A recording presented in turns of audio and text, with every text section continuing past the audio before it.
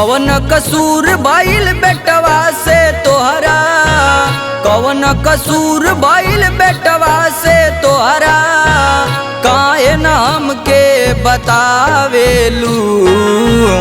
एही तरह दोसरा घरे जालू मैया, हमरे अंगनवा नया बेलू।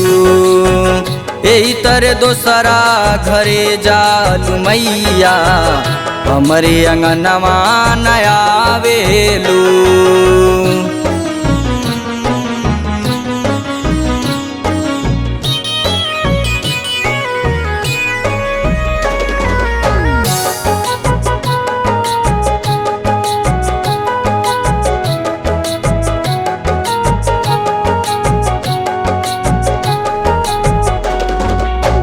निस दिन सेवा में रहेला धियनवा, मन में जरेला आस के दियनवा।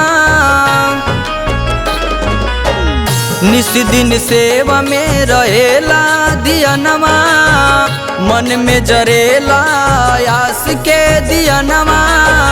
रोज रोज पगड़ी से रहिया बहारी, रोज रोज पगड़ी से रहिया बहारी, झूठहू नजर ना घुमावेलू। एही तरह दोसरा घरे जालू मैया, हमरे अंगनवा नया बेलू। एही तरह दोसरा घरे जालू मैया, हमरे अंगनवा नया बेलू।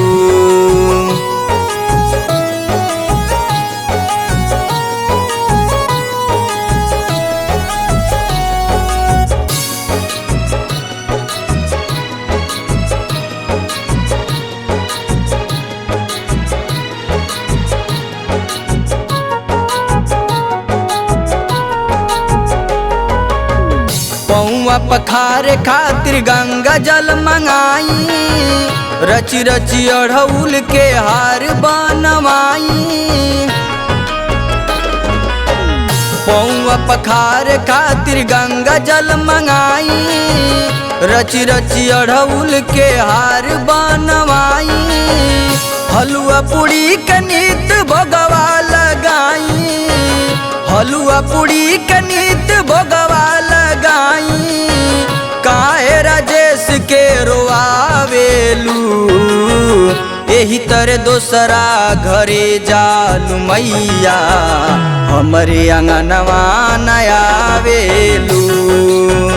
एही तरह दोसरा घरे जालू मैया, हमरे अंगनवा नया बेलू।